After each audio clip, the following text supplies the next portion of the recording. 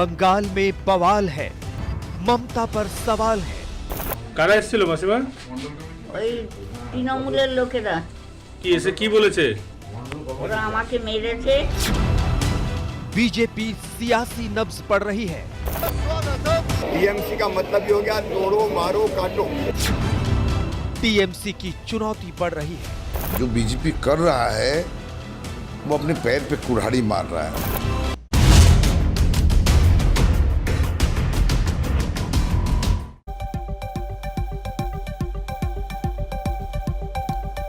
नमस्कार, आप देख रहे हैं हल्ला बोल। आपके साथ मैं हूं अंजना ओम कश्यप और आज हम हल्ला बोल करेंगे बंगाल में निर्ममता पर चल रहे सियासी घमासान को लेकर।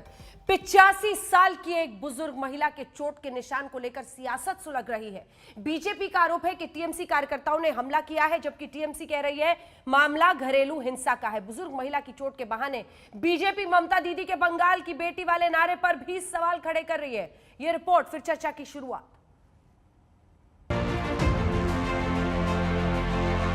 बहुत ही दर्दनाक घटना है। ये माँ बेटा भाइयों के झगड़ा है। भारतीय जनता पार्टी के कार्यकर्ता मारे जा रहे हैं, पीटे जा रहे हैं। কারা এসেছিল মাসিমা? ওই তৃণমূলের লোকেরা। কি এসে কি বলেছে? ওরা আমাকে মেরেছে। ममता की मां माटी मानुष की बिसात पर अब जंग मां की पिटाई पर पहुंच गई है। कोलकाता की सड़कों का ये नजारा देखिए। एक तरफ ममता की तस्वीरों से भरे पोस्टर तो दूसरी तरफ 85 साल की बुजुर्ग मां की तस्वीर के साथ बीजेपी ममता को घेर रही है। बीजेपी ने पूरे कोलकाता को इस पोस्टर से भर दिया है। ममता बनर्जी के पोस्टर पर लिखा है बंगाल अपनी बेटी को चाहता है, तो दूसरी तरफ इस पोस्टर में बुजुर्ग महिला की तस्वीर है। चेहरे पर लगे चोट के निशान खुद ही सवाल बन गए हैं। बीजेपी ने पोस्टर के जरिए ममता सरकार से सवाल किया है कि क्या ये बंगाल की बेटी नहीं है, आखिर इसकी पिटाई क्यों हुई। हालांकि इस पोस्टर में बीजेपी का सिंबल नहीं है। टीएमसी कह रही है मामला घरेलू हिंसा का है। भारतीय जनता पार्टी के कार्यकर्ता मारे जा रहे हैं, पीटे जा रहे हैं। हमारे 130 कार्यकर्ताओं की हत्या हुई है, बलिदान हुआ है। उनका बलिदान व्यर्थ नहीं जाए।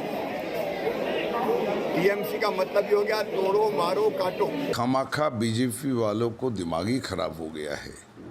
ये माँ बेटा भाइयों के झगड़ा है, ये अंदरूनी मामला है, घर के मामला है। इसमें पार्टी को घसीटना ये शोभा नहीं देता है। जो बीजेपी कर रहा है वो अपने पैर पे कुल्हाड़ी मार रहा है। बंगाल की बेटी पर फिर पोस्टर वॉर छिड़ गया है। बीजेपी का आरोप है कि उत्तरी दमदम में बीजेपी कार्यकर्ता गोपाल मजूमदार पर कुछ बदमाशों ने हमला किया। इस हमले में उनकी 85 साल की बुजुर्ग मां को भी नहीं छोड़ा गया। स्मृति ईरानी का कहना है टीएमसी के अत्याचार से अब मुक्त हो जाएगी बंगाल की माटी। बंगाल में चुनावी हिंसा के बीच नॉर्थ 24 परगना में बीजेपी कार्यकर्ता की बुजुर्ग मां की तस्वीर ने पूरे देश को झकझोर दिया है। सत्ता की राह में अब जो भी आए उसका ये हाल होगा। और ये तो मां थी जिसका राजनीति से कोई लेना देना नहीं, फिर उसका ऐसा हाल क्यों? राजनीति में से जायज कोई कैसे ठहरा सकता है? राजनीति में ये कैसी शर्मनाक हिंसा नीति और इसकी गवाही दे रही है कोलकाता की ये सड़कें। शोभा मजूमदार एक 85 साल की बूढ़ी महिला है जिनके बेटे भाजपा के कार्यकर्ता है गोपाल मजूमदार। अब दोनों का इल्जाम है कि शनिवार की रात को तृणमूल कार्यकर्ताओं ने उनके घर में घुसकर उनसे बदसलूकी की, उनसे मारपीट भी की, एक बूढ़ी महिला को मारा। पुलिस इस मामले की जांच कर रही है। 3 से 4 अज्ञात लोगों के खिलाफ केस दर्ज हो चुका है, पर भाजपा पूरी तरह से तृणमूल के खिलाफ उतर चुकी है और उनका कहना है कि तृणमूल का ही हाथ है। हम ये मान सकते हैं कि ठीक है, फिर भी कार्यकर्ता के ऊपर हमला किए हो, लेकिन उसका माताजी को मारते हो। 80 साल की एक माताजी बूढ़ी एकदम, उसको कैसे बुरी तरह मारे हैं। ये कहाँ का संस्कृति है? संस्कृति करके ममता बनर्जी चिल्लाती है। क्या दल अब चला रही है? क्रिमिनल्स और रेपिस्ट और मर्डरर का दल है। दरअसल ये बंगाल में पोस्टर वॉर का राउंड 2 है। इससे पहले बीजेपी ने एक और पोस्टर जारी कर बंगाल की बेटी बनाम बुआ की जंग छेड़ी। पहले आया ममता बनर्जी का ये पोस्टर जिसमें उन्हें बंगाल की बेटी बताया गया। इसके जवाब में बीजेपी ने अपनी 9 महिला नेताओं की तस्वीर का पोस्टर जारी कर लिखा, बंगाल को चाहिए अपनी बेटी, बुआ नहीं। ये हमारा जो तस्वीर देख रहे हैं, ये बंगाल में भर घर का जो महिला लोग है, बहन है, माँ दुर्गा है, सब लोग प्रेजेंट कर रहा है। जो बंगाल में सिर्फ हम दीदी नहीं है, बंगाल में बंगाल का सब दुर्गा, घर घर में जो बंगाल का महिला लोग है, सब लोग दीदी के खिलाफ लड़ेंगे। बीजेपी का जो पोस्टर है इससे गंदा और कुछ नहीं हो सकता है, क्योंकि वो पोस्टर में लिखा है वो पीसी को नहीं चाहते हैं, बंगाल की लड़की को चाहते हैं। तो पीसी कैसे होती है अगर वो बंगाल की मां नहीं होती है? तो ये बंगाल को जो मां है, बंगाल की जो जनाना है, हमारी अम्मा है, मां है, सबको अपमान किया। क्योंकि ममता बनर्जी पीसी है तो सही, लेकिन किसी का तो बेटी है। ममता और अभिषेक बनर्जी में बुआ भतीजे का रिश्ता है, तभी बीजेपी ने इस पोस्टर में उन्हें बुआ कहा। एक पोस्टर दो निशाने। साथ ही बीजेपी ये भी साबित करना चाहती थी कि ममता का बाहरी वाला आरोप गलत है। पार्टी में बंगाल की कई महिला नेता हैं।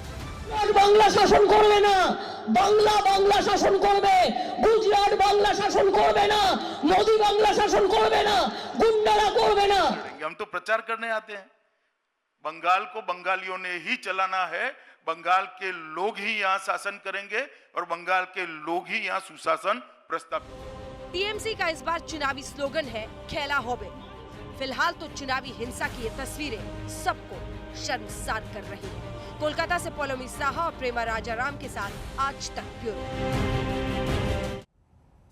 सांसद, राष्ट्रीय प्रवक्ता भारतीय जनता पार्टी के सुधांशु त्रिवेदी मोर्चा संभालेंगे। बीजेपी की तरफ से रिजू दत्ता जी हमारे साथ प्रवक्ता टीएमसी के जुड़ रहे, शुभांकर सरकार प्रवक्ता कांग्रेस पार्टी के जुड़ रहे, जयंत घोषाल जी वरिष्ठ पत्रकार जुड़ रहे हैं, सुबुई खान एक्टिविस्ट हमारे साथ और साथ ही लॉयर जुड़ रही हैं। सबसे पहले मैं आपके पास आ जाना चाहती हूँ रिजू जी, ये समझने के लिए इस महिला पर हमला, अब सत्ता संघर्ष में ये नौबत आ गई है कि जो भी रास्ते में आए बीजेपी कार्यकर्ता की, चाहे वो 85 साल की मां क्यों ना हो, उस पर भी हमला होगा, क्योंकि वो खुद अपनी जुबानी पूरी कहानी सुना रही हैं।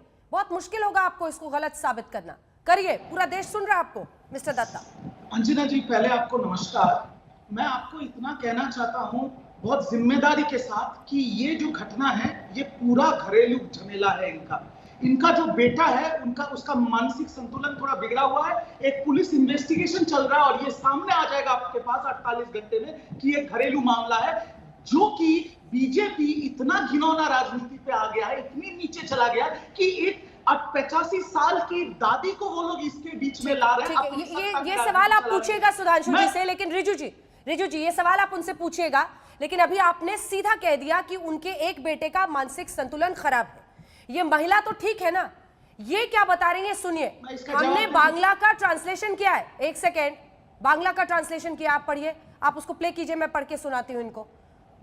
जल्दी से हम आपको सुनाएंगे और सिखाएंगे, क्योंकि वो सीधा कह रही हैं कि टीएमसी के कार्यकर्ता आए थे और मुझे पता है क्या आप लोग कह रहे हैं कि 85 साल की औरत से बीजेपी झूठ बुलवा रही है? आप ये कह रहे हैं?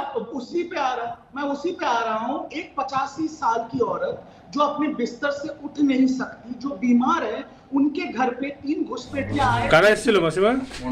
ওই তৃণমূলের লোকেরা। কি এসে কি বলেছে? ওরা আমাকে মেরেছে। की दादी बोल रही है कि वो तृणमूल के लोग हैं। क्या वो लोग झंडे लेके आए थे या मुंह में तृणमूल का स्लोगन दे रहे थे? उनका जो बेटा एकदम नीच लेवल का बीजेपी का कार्यकर्ता है, वो अपनी मां का इस्तेमाल कर रहा है अपने राजनीति की, सत्ते की राजनीति करने के लिए। आप मेरे को ये जवाब दीजिए, दर्शकों को पूछिए। एक 85 साल की औरत जो बिस्तर पे है, जो बीमार है, उनको 4:30 बजे 3 लोग मुखौटा पहन के आके उनके अत्याचार करते हैं और वो उनको पता चल जाता है। सुधांशु जी जवाब दीजिए, दिखाइए सुधांशु। सर पे लिखा हुआ है टीएमसी। सुधांशु जी जवाब दीजिए। देखिए, बहुत दुख की बात है कि जिस समय 85 वर्ष की एक वयोवृद्ध महिला स्वयं अपने मुंह से बात बोल रही है, उसके बाद भी तृणमूल कांग्रेस की प्रतिक्रिया अत्यंत संवेदनहीन दिखाई पड़ रही। अभी रिजू दत्ता जी ने एक बात कही कि इन्वेस्टिगेशन में यह सामने आ जाएगा, तो मैं पूछना चाहता हूं, हमारे 150 कार्यकर्ताओं की हत्या हुई है 2013 जून में नृपेन मंडल से लेके अभी इसी वर्ष, पिछले वर्ष अक्टूबर 2020 में मनीष शुक्ला तक, कितनों का इन्वेस्टिगेशन आपने करवा दिया? 7-8 वर्षों में तो लोगों को बाकायदा अदालत से निर्णय करवा के जो भी सजा मिलनी थी, जेल में या फांसी की या उम्र कैद की, हो जानी चाहिए थी। चलिए वो नहीं हुए तो कितने आपने चार्जशीट कर दिए, वो भी छोड़िए, कितने चार्जेस फ्रेम किए, कितने, चलिए वो भी नहीं किया तो कितने का इन्वेस्टिगेशन कंप्लीट किया, और तो और कितनी गिरफ्तारियां की है बता दीजिए। केवल इतने मात्र से यह साबित हो जाता है कि पश्चिम बंगाल सरकार की मंशा क्या है। एक तरफ कार्यकर्ताओं की निर्मम हत्याएं, उनके साथ हिंसा, और उधर लगभग नगण्य गिरफ्तारी। न कोई गिरफ्तारी, न कोई चार्जेस फ्रेम होना, न अदालत में चार्जशीट जाना, और उसके बाद इस प्रकार के आरोप अपने मन से दूसरों पर चस्पा कर देना। और दुख की बात तो मैं एक और बात कहना चाहूंगा अंजना जी, ऐसा बहुत कुछ कांग्रेस और लेफ्ट के कार्यकर्ताओं के साथ भी हुआ, पर उनके नेता बोलने की हिम्मत ही नहीं कर पा रहे। वो भी गृह मंत्री अमित शाह जी ने अपनी प्रेस कॉन्फ्रेंस में कहा कि हमारे ही कार्यकर्ता नहीं मारे गए हैं, लेफ्ट और कांग्रेस के कार्यकर्ता भी मारे गए। शुभंकर सरकार को दिखाइए। शुभंकर सरकार, एक सेकंड, शुभंकर जी बोलेंगे, उसके बाद आप जवाब दीजिएगा रिजू जी। शुभंकर जी, क्या ये वाकई सच है? क्या आपके कार्यकर्ताओं के साथ भी मारपीट की खबरें हैं? देखिए एक चीज मैं बताना चाहता हूं, कोई हिंसा उसको पहला कंडेम करना चाहिए। जो भी पॉलिटिकल पार्टी उसको वो हिंसा को आगे बढ़ाने के लिए कोशिश कर रहा है, और स्ट्रांगली 85 इयर्स ओल्ड लेडी, उसका ऊपर कोई ऐसा जो जुल्म हुआ, उसका ऊपर अत्याचार हुआ, उसको मैं कंडेम करना चाहता हूं। साथ साथ मैं बताना चाहता हूं जो प्रशासन, वो प्रशासन को इमीडिएटली जो कल्पित है उनको अरेस्ट करना चाहिए। आज मैं बताना चाहता हूं टीएमसी, उनका जो सरकार, वो स्टेट में जो लॉ एंड ऑर्डर सिचुएशन है वो तो हर रोज डिटोरिएट कर रहे हैं। साथ साथ में मैं बताना चाहता हूं ये भाजपा, ये दोनों मिलके, बीजेपी एंड टीएमसी मिलके बंगाल का जो पीस एंड ट्रैंक्विलिटी था उसको भी बर्बाद करना चाहता है। चुनाव में सामने कैसे जनता का सेंटीमेंट लेने के लिए उन्होंने नैरेटिव को पूरा चेंज कर रहा है। जब एलपीजी का दाम हर रोज बढ़ रहा है, जब पेट्रोल डीजल का बढ़ रहा है, जब जनता परेशान है, उसका बीच में लॉ एंड ऑर्डर सिचुएशन को बोथ द पार्टी, उनको जो लीडरशिप है वो लीडरशिप, आज भाजपा का लीडरशिप, सेंट्रल फोर्स उनको पीछे, एक क्रिमिनल उसका पीछे 10 सेंट्रल फोर्स घूम रहा है, टीएमसी का छोटा नेता उनका पीछे राज्य पुलिस घूम रहा है। तो आम जनता जो है वो परेशान है, वो चाहता है भाजपा नहीं आना चाहिए राज्य में और ममता को जाना चाहिए। इसका स्थिति में जो प्रशासन और इलेक्शन कमीशन उनको इंडिपेंडेंटली वो हमारा ये राज्य में जनता को प्राण को रक्षा करना चाहिए, जो अभी तक नहीं हो रहा है। सुधांशु जी, उन्होंने हिंसा की निंदा तो जरूर की, लेकिन उन्होंने सीधे कहा कि आप लोग चाहते हैं बस इसी पर चर्चा होते रहे। अभी एलपीजी और उसकी कीमतों पर बहस करेंगे तो बीजेपी कहेगी कि नहीं, उस पर तो हम गैस नहीं दे सकते हैं जी, लेकिन इस पर अगर चर्चा करेंगे तो बीजेपी फौरन गैस दे देगी।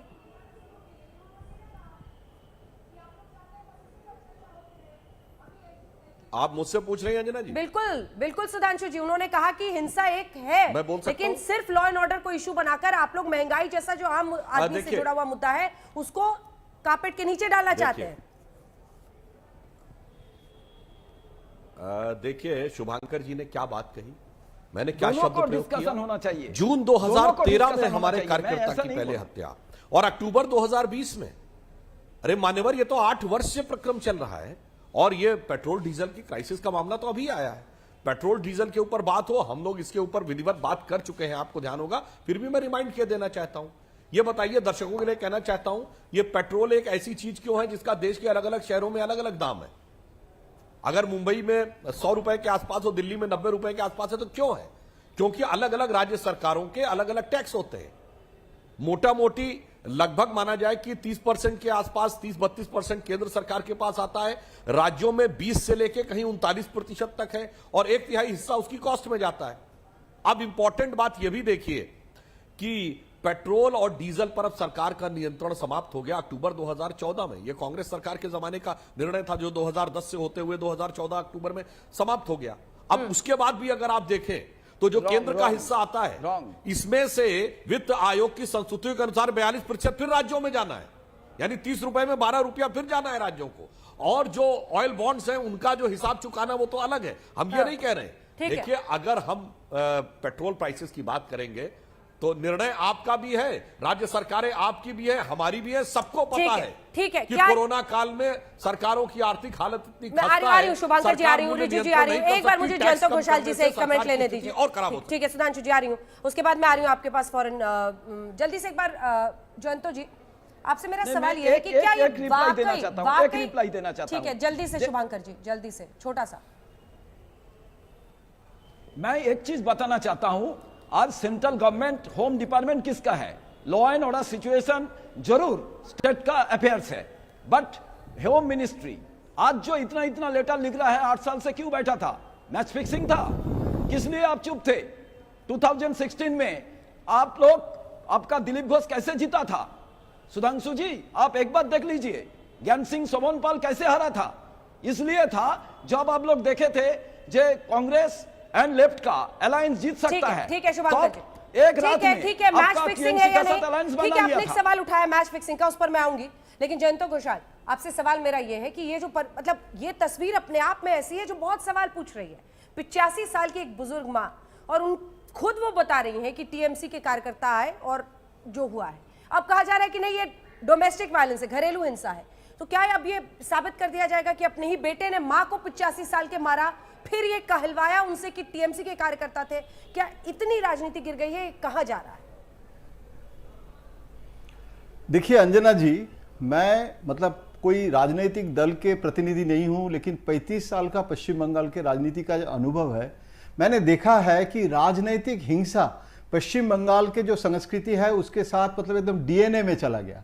और सीपीएम टेरर का जमाना हम देखे हैं, अभी तृणमूल कांग्रेस का जो जमाना है, इसमें क्या होता है, जो आपने सही बोले हैं कि जो डोमेस्टिक के जो इशू होता है पश्चिम बंगाल में क्या होता है, उसमें भी दो भाई भाई का भी लड़ाई में एक भाई बीजेपी हो जाता है तो एक भाई तृणमूल हो जाता है। और any family dispute also it becomes political dispute, क्योंकि इतना हाईली पॉलिटिसाइज्ड स्टेट है और इतना हिंसा है जिसके लिए ये कंडेमेबल है, मतलब इसको कंडेम जरूर करना चाहिए। इसमें कोई राजनीति के ऊपर उठ के हमको कंडेम करना चाहिए। लेकिन अंजना जी एक सेंटेंस मुझे, आप इसको डोमेस्टिक वायलेंस कह रहे हैं? नहीं, मैं ये कह रहा हूं कि मान लीजिए एक कैसे होता है, मुझे पता है ना कि मान लीजिए कोई पॉलिटिसाइजेशन क्या होता है, मतलब ऐसे है कि एक जमीन लेके जो डिस्प्यूट होता है वो बिहार यूपी में भी होता है। मतलब क्या होता है, एक प्रोटेक्शन, एक हैव और हैव नॉट का लड़ाई में अगर रूलिंग पार्टी का प्रोटेक्शन किसी को मिल रहा है, पुलिस प्रोटेक्शन मिल रहा है, तो दूसरे पार्टी दूसरे जगह चला जाता है,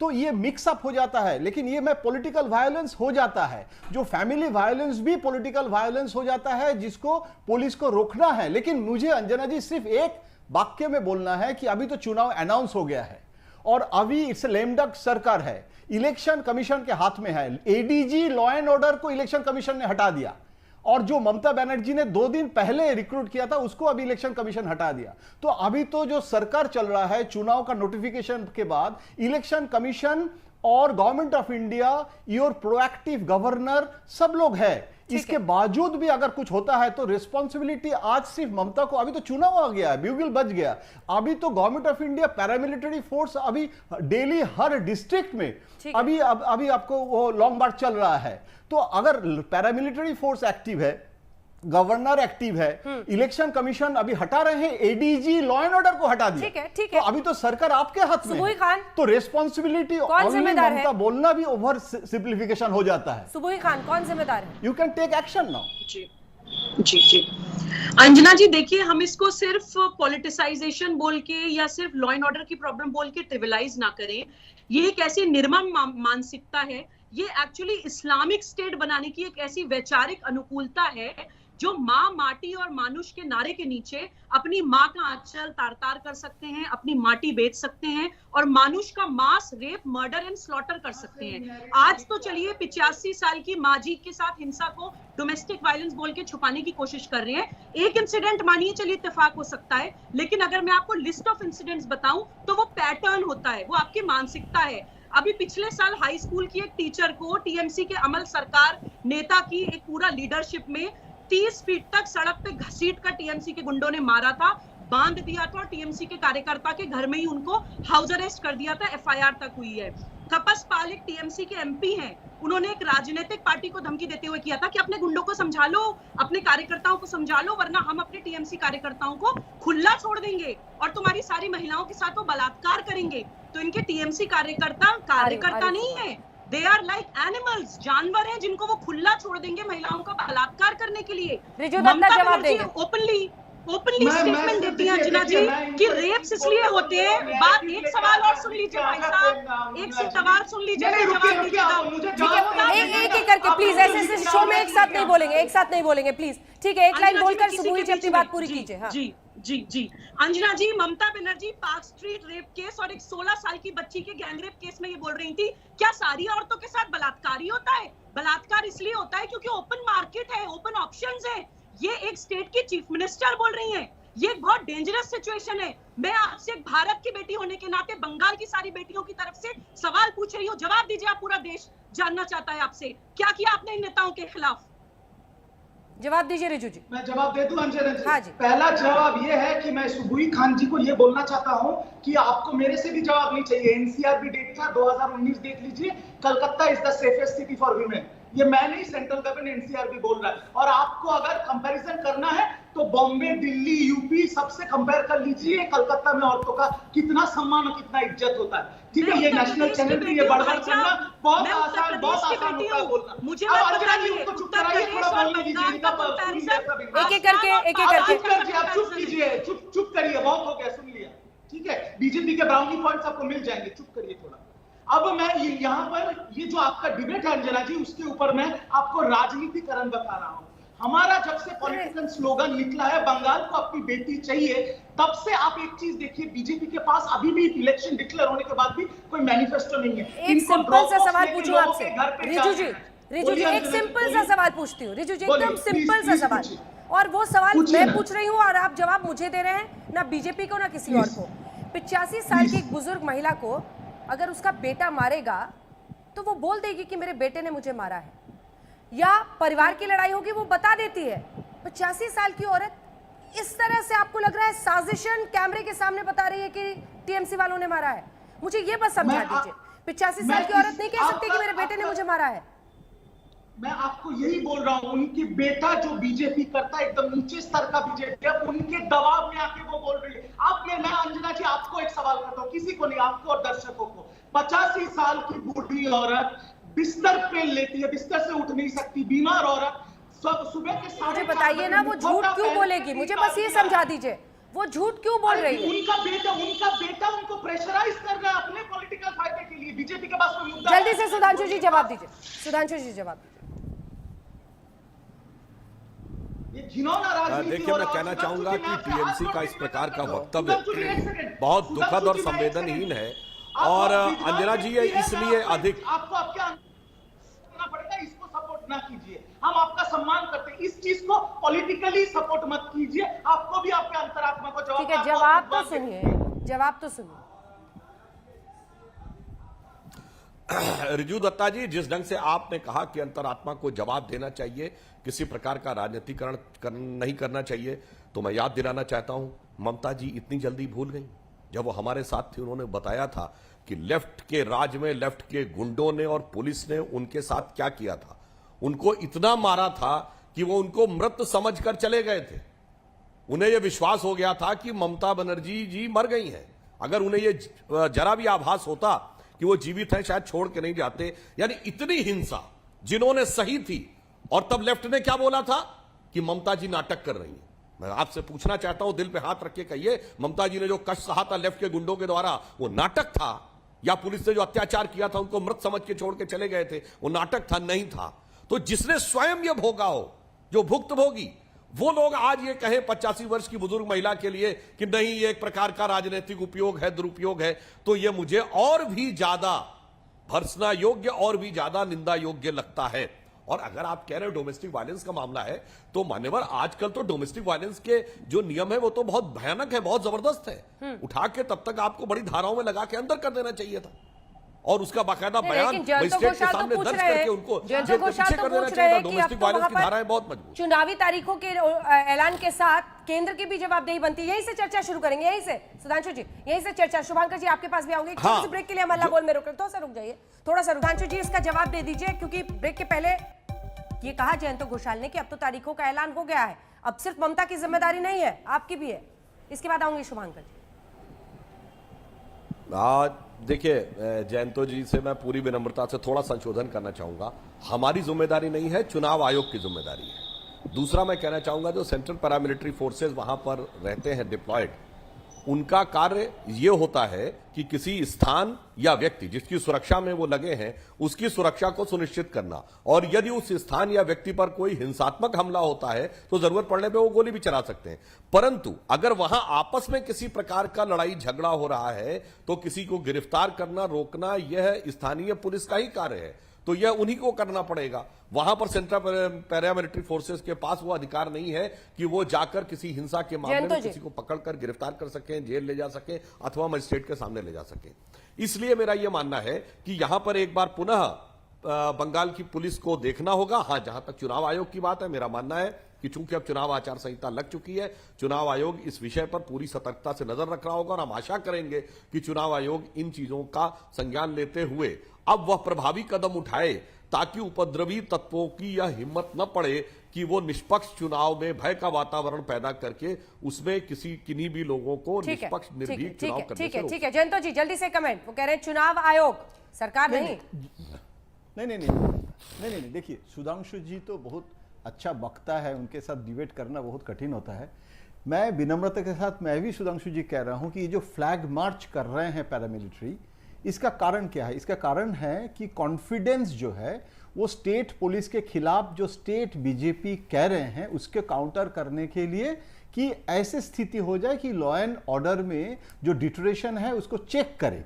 अगर पैरामिलिट्री फोर्स भेज के और होम इलेक्शन कमीशन, मैं मान रहा हूं आपकी बात, लेकिन home ministry, home secretary is a nodal person to coordinate with the election commission. जो चुनाव का अनाउंसमेंट के पहले जो अधिकार नहीं था, अभी इलेक्शन कमीशन के थ्रू बहुत सारे इश्यूज हैं जो आप डायरेक्टली, क्योंकि अभी ये political government run by election commission, तो इसके बाद भी अगर वायोलेंस कंट्रोल नहीं होगा और उसके लिए पॉलिटिकली ब्लेम करना एक पार्टी को, वो भी थोड़ा प्रेजुडिस्ड हो जाता है, ऐसे मुझे लगता है सुधांशु जी। छोटा सा एक इसका जवाब सुधांशु जी, छोटा सा, फिर शुभांकर जी को पास। बस छोटा। देखिए, अगर पुलिस ने किया होता और हम कहते हैं कि पुलिस से तृणमूल ने करवाया तो वो गलत बात लगती, पर यहां तो तृणमूल कार्यकर्ताओं ने किया है, सिर्फ पुलिस के द्वारा प्रभावी कार्रवाई की बात है। तो यहां तो कार्यकर्ताओं ने किया है और वो माताजी स्वयं बोल रही है कि तृणमूल के लोगों ने किया, तो इसलिए इसमें कोई किंतु परंतु नहीं रह जाता। हां, अगर हम यह आरोप लगाते हैं कि पुलिस से करवाया, चूंकि अब तो पुलिस चुनाव आयोग के अधिकार में आ गई है, तो आप जो कह रहे थे वो हम आरोप स्वीकार करते हैं। शुभांकर जी आपका कमेंट, आप बहुत देर से हाथ उठा रहे हैं। मैं एक चीज पूछना चाहता हूं सुधांशु जी को। जे देखिए, उन्होंने बताया 8 साल से कार्यकर्ता भाजपा का, बीजेपी का कार्यकर्ता निधन हो रहा है। मैं पूछना चाहता हूं, जो लोग गुंडा है, जो लोग करप्टेड है, सिद्धार्थ सिन्हा उनका ऑब्जर्वर था, उन्होंने बोल रहे थे इनको जेल में भरेगा, ये लोग भागो, और उसका बाद कैलाश विजयवर्गीय भी ऐसा बोल रहे थे। उनका हर नेता प्रधानमंत्री से और गृह मंत्री तक, मैं पूछना चाहता हूं, वो नेता जो टीएमसी का अंदर में रुक के करप्शन किया था, गुंडागर्दी किया था, वही तो आज बीजेपी का फेस है। दिलीप घोष फेस नहीं है, उन्होंने ही फेस है। एक एक करके मैं नाम बताना नहीं चाहता हूं, you just see. And second, जो मैडम अभी बोल रही थी जे बंगाल में महिला ऐसा, उनका तो आवाज मैं नहीं सुना कोई चैनल में। जब हाथरस का इंसिडेंट हुआ था, जिप कर दिया गया था, सिद्धड़ा तोड़ दिया गया था, उनको जला दिया गया था, तो अब उनका आवाज कहां था? आज आई वेलकम किया है उन्होंने। बंगाल का कोई अत्याचार होगा, देश का हर कोना से कोई आदमी उसका विरोध में बोल सकता है, बोलिए। बट आज मैं इसलिए मैच फिक्सिंग का बात कर रहा हूं, जो लोग करप्शन किया था, जो लोग हिंसा किया था, जो लोग गुंडागर्दी किया था, वोट देने नहीं दिया था, वो लोग अभी बीजेपी का फेस है। 1 to 10 पीपल आज देखिए वो घूम रहा है बंगाल में। दिलीप घोष का ज्यादा फेस वो लोग है। सवाल का जवाब लेंगे सुधांशु जी, जल्दी से सुधांशु जी पहले जवाब दीजिए। ये लोग नैरेटिव अगर आप एक महिला एक्टिविस्ट के तौर पर बात करेंगी तो हाथरस पर भी वैसे ही बोलना होगा जैसा आप 85 साल की बुजुर्ग महिला पर बोलेंगी, उसी बराबरी और उसी शिद्दत के साथ। अंजना जी, जो लोग मुझे सुनते हैं वो जानते हैं कि हाथरस में भी मैंने उसी बराबरी और उसी शिद्दत के साथ बोला है। उस बच्ची को आधी रात को जलाने का मैंने विरोध किया है, लेकिन मेरी अपनी ओपिनियन है कि हाथरस में बलात्कार नहीं हुआ था, वो क्रिएट किया गया है। और चलिए हम उत्तर प्रदेश बहक जाएंगे सरकार के बहस किसी भी लीडर ने, उत्तर प्रदेश सरकार के किसी भी गलत लीडर है, ने गलत है। You are telling lie. You are telling lie. सुबुही अच्छा Being a है lady, you are telling lie. से सबकी आवाज नीचे You are telling lie. अच्छा है सुबुही Khan, You are telling lie. सुबुही Khan अच्छा है कि किसी के पर्सनल ओपिनियन से रेप नहीं डिसाइड होता है, इस देश की अदालतें डिसाइड करती है और देश की अदालत ने डिसाइड किया है सुबुही खान बलात्कार हुआ था, इसलिए आपको ऐसा बोलने का कोई अधिकार नहीं है। अंजना जी, मैं एक लॉयर हूँ, मैं एक लॉयर हूँ और हमें सीबीआई की कोर्ट की बात की कभी आपको चार्जशीट समझना चाहिए। मैं चार्जशीट को गलत नहीं मान सकती, मैं चार्जशीट को गलत नहीं मान सकती। घर में रखिए अंजना जी, मैं चार्जशीट को ग्रंथ नहीं मान सकती, सीबीआई की चार्जशीट को ग्रंथ नहीं मान सकती मैं। आप सीबीआई की चार्जशीट को भी ग्रंथ मत मानिए मैडम, आप अदालतों की बातों को भी ग्रंथ मत मानिए, लेकिन जब बोलिए तो अपने पर्सनल ओपिनियन को अपने घर पर रखिए। बंगाल पर चर्चा हो रही है, एक्टिविस्ट के तौर पर बोलिए तो वही बोलिए जो आपसे पूछा गया है। जल्दी से अंजना जी, बंगाल के उदाहरण मैं इनको दे रही हूँ, सुधांशु त्रिवेदी, और आप रेप जैसे गंभीर मुद्दों पर प्लीज अपने पर्सनल और हल्की बातों को दूर रखिए शो से। जल्दी से दिखाइए सुधांशु त्रिवेदी और साथी रिजु दत्ता को। सुधांशु जी, बात तो उन्होंने सही कही, आपके पास तो सर वॉशिंग मशीन है, ऐसे ही लोगों को आप शामिल कर लेते हैं, इसीलिए वो कह रहे हैं ना शुभांकर दा, वो कह रहे हैं कि आप दोनों की मैच फिक्सिंग है। सुधांशु जी, अब मैं एक बात कहना चाहता हूं कि अगर ये बात कह रहे हैं तो ये मानते हैं कि इनके नेताओं ने गड़बड़ किया था, हाँ या ना में उत्तर दें। जब ये आरोप लगे तो उन्होंने कहा सब आरोप निराधार है, ऐसा कुछ हुआ ही नहीं था। और जैसे ही नेता पार्टी छोड़ता है साहब वो करप्ट हो गया और वो जाके वहां साफ हो गया। तो आप तो पहले ये बताइए वह खराब था या नहीं। अगर आप खराब मानते हैं इसका अर्थ यह हुआ कि आपकी पार्टी में घनघोर भ्रष्टाचार हो रहा था, आपकी पार्टी में अपराध हो रहा था। और अगर आप ये मानते ही नहीं कि ऐसा कुछ हुआ था तो छोड़ने के बाद कैसे हो गया। इसलिए दोनों बातें आपस में आपकी परस्पर विरोधाभासी है। अब यहां पर मैं एक और बात भी कहना चाहूंगा, अभी पूरी विनम्रता से, अभी हाथरस का जिक्र हुआ था, तो जिस बालिका के साथ ये हुआ था वो किस समुदाय की थी? वाल्मीकि समुदाय की थी ना। अंजना जी, भारत के इतिहास में 72 साल तक वाल्मीकि समुदाय ने वह यंत्रणा झेली है कि जम्मू कश्मीर में उनके बेटे और बेटी पीएचडी करने के बाद भी यूनिवर्सिटी में लेक्चरर नहीं होंगे, सिर्फ सफाई कर्मचारी होंगे। तब किसकी सरकार थी? आपकी सरकारों में 72 साल झेला। दर्द नहीं हुआ दिल में कि एक बच्चा पॉलिटिक्स कर एमए कर लेगा, एमएससी कर लेगा, एमकॉम कर लेगा, पीएचडी कर लेगा, मगर आप कहेंगे जो तुम्हारा पैतृक व्यवसाय वही करना होगा। और 72 साल ये नियमानुसार रहा, और जब हमने वो नियम हटा दिया 335 तब आप कह रहे हैं कि आपको बड़ी संवेदना थी, इसलिए वो विषय छोड़िए। आज हम बंगाल के विषय पे आते हैं, हम बंगाल के विषय के ऊपर आते हैं। हम सिर्फ ये कहना चाह रहे हैं कि वर्तमान समय में जो कुछ बंगाल में हो रहा है या बंगाल की सभ्यता संस्कृति के साथ जो दुर्व्यवहार लेफ्ट के कार्यकाल में हुआ था, जैसा कि अभी बोला उन्होंने कि डीएनए में आ गया। अब यही तो एक समस्या है, जब इतनी गहराई तक कोई रोग पहुंच जाए अंजना जी, तो इसका समाधान वही कम से कम कर पाएगा जिसका इस रोग में कोई रोग न रहा हो। बंगाल की संतरास की मुक्ति, वो डीएनए आप भी शामिल कर रहे हैं। टीएमसी के लोगों पर आरोप लगाते थे, उनको आप खुली बाहों से एक के बाद एक वहां पर स्वागत कर रहे हैं। फिर डीएनए कैसे चेक कीजिएगा? आपने वरिष्ठ नेता है, क्यों घुमा रहे हो? मानते हैं सीधा बताइए ना, उनकी पार्टी में गलत हो रहा था, ये लोग गलत थे, तो हम उसके बाद जवाब देने को तैयार है। सुधांशु जी, बात ये है ना, देखिए मैं आपको बोलेगा, कांग्रेस से बोल रहा हूँ, कांग्रेस पार्टी पूछ रहा है। अरे कांग्रेस मैं कांग्रेस पार्टी का तरफ से सुधांशु जी शुभंकर पूछ रहा हूँ कि उन्होंने बात को मत घुमाइए, बात मत घुमाइए।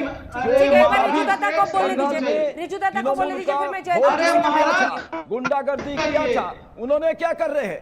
अरे बाप रे बाप, अरे शुभंकर जी थोड़ा सा रुक जाइए। शुभंकर दा, हम आपसे बोलने से पहले आपको मैं जवाब दूंगा, उससे पहले मैं सुधांशु जी को एक ही चीज पूछता हूँ। सुधांशु जी, बंगाल भारतवर्ष का हिस्सा है, बंगाल में इतना बड़ा इलेक्शन है, तो यहाँ पर के लोग भी वही सवाल कर रहे हैं आपसे, जो है 45 साल का सबसे ज्यादा बेरोजगारी, दाम, पेट्रोल के दाम, सिलेंडर के दाम, डीजल के दाम, उसका आपके पास कोई जवाब नहीं है, कोई मुद्दा नहीं है। आप क्यों एक बूढ़ी औरत को अपना ये क्रच बना के उसको पॉलिटिक्स में ला रहे हैं? आप अपना मुद्दे पे बात कीजिए। और दूसरा चीज, ममता बनर्जी मुद्दा नहीं है सामने, देखिए अंजना जी, उनको देखिए एक बात मैं बोलूं, ये सब लॉ एंड ऑर्डर का मुद्दा ये लोग बना रहे हैं असली मुद्दों से भटकाने के लिए लोगों को। ये सब आप बोलिए ना, तमिलनाडु में 283 सीटों पे जयंत जी जल्दी से 2 लाइन का कमेंट, ब्रेक का टाइम हो रहा है। और मैं शुभंकर जी से एक ही चीज बोलूंगा कि शुभंकर जी, आपने तो इतना कुछ टीएमसी और बीजेपी के बारे में बोला,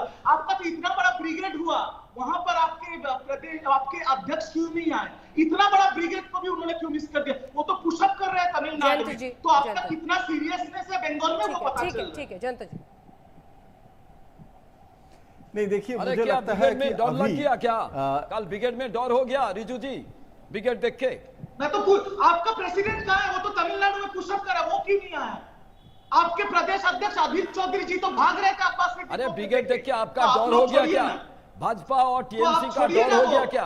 आपके प्रेसिडेंट आपका डर हो गया क्या ब्रिगेड देख के? भाजपा और टीएमसी डर गई है कांग्रेस से। ब्रिगेड देख के डर हो गया क्या, ये बोलिए। शुभंकर जी का जो ये अति आत्मविश्वास है, ये आत्मविश्वास सही है? अंजना जी, ये सबसे बड़ा आज का मजाक। Please Riju ji, Riju please, Riju ji, Riju ji please जल्दी से जल्दी।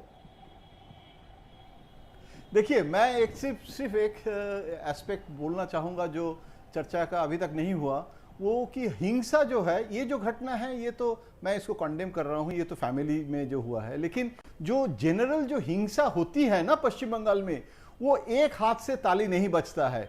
जहां बीजेपी का स्ट्रेंथ ज्यादा बड़ा है, वहां बीजेपी के साथ तृणमूल का क्लैश हो रहा है। क्लैश होने के लिए, वायलेंस के लिए भी मुझे अभी भी अंजना जी याद है, सीपीएम के साथ आरएसपी का, फॉरवर्ड ब्लॉक का भी फाइट होता था। इवन एसयूसीआई एक छोटा पार्टी, वहां भी वायलेंस होता था। जयनगर, कुलतली, जहां एसयूसीआई का स्ट्रेंथ है, तो जहां भाजपा में भी तृणमूल से भी कुछ लोग आए हैं, और ये जो क्लैशेस। सुधांशु जी एक लाइन, सुधांशु जी एक लाइन जल्दी से, एक लाइन से। देखिए, मैं सिर्फ ये कहना चाहता हूं, जयंतो दा ने कहा भाई हमारा तो अनेक राज्यों में हम पक्ष में भी है, सरकार में भी है, वहां हिंसा क्यों नहीं? जी, वो फैमिली वायलेंस कह रहे हैं इसे। देखिए, ये बात तो जांच के बाद ही सामने आनी चाहिए। एक तरफ साफ साफ जब वो बूढ़ी माता अपने मुंह से कह रही हैं कि तृणमूल के लोगों ने उनके साथ ये किया है, तब फैमिली वायलेंस करना मेरा विचार से प्रथम दृष्टया तो उचित नहीं लगता। इंतजार करते हैं। का सिलसिला थम नहीं रहा। पश्चिम बंगाल में निर्ममता पर आर पार, इसी पर आप देख रहे थे बहस, देखते रहिए आज। नमस्कार, मैं हूं अंजना ओम कश्यप। हमें उम्मीद है ये वीडियो आपको पसंद आया होगा। लेटेस्ट खबरों के लिए यूं ही देखते रहिए आज तक, और इस वीडियो के पसंद आने पर लाइक, शेयर एंड सब्सक्राइब करना ना भूलें।